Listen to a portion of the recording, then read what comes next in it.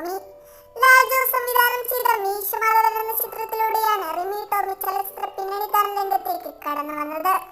സമൂഹ മാധ്യമങ്ങളിലും സജീവമായ റിമി തന്റെ കുടുംബവിശേഷങ്ങളടക്കം ആരാധകർക്കായി പങ്കുവയ്ക്കാറുണ്ട്. നടിയുടെ വിവാഹമോചനവും തുടർന്നുള്ള വിവാദങ്ങളും ഒക്കെ സോഷ്യൽ മീഡിയയിൽ അന്ന് ഏറെ ചർച്ചയായിരുന്നു. വിവാഹമോചനത്തിന് പിന്നാലെ വമ്പൻ മേക്ക് ഓവറോടെയാണ് റിമി തിരികെ എത്തിയത്.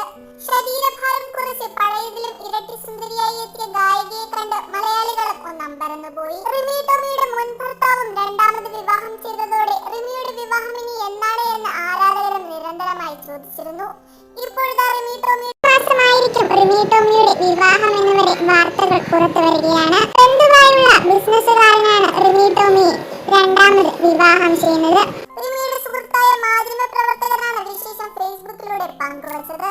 റിമിയുടെ ചിത്രം പങ്കുവച്ചുകൊണ്ട് ഉടനൊരു സന്തോഷ വാർത്തയുണ്ടാകുമെന്നും റിമി തന്നെ അത് അറിയിക്കുമെന്നുമാണ് ഇദ്ദേഹം കുറിച്ചത്. റിമി ടോമിയുടെ വിവാഹം കൂടാനും വരനെ കാണാനും ഒക്കെയായി കാത്തിരിക്കുകയാണ് ആരാധകർ.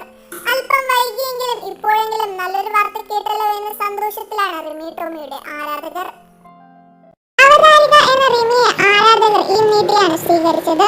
113 എന്ന റിമി അവതാരികയായി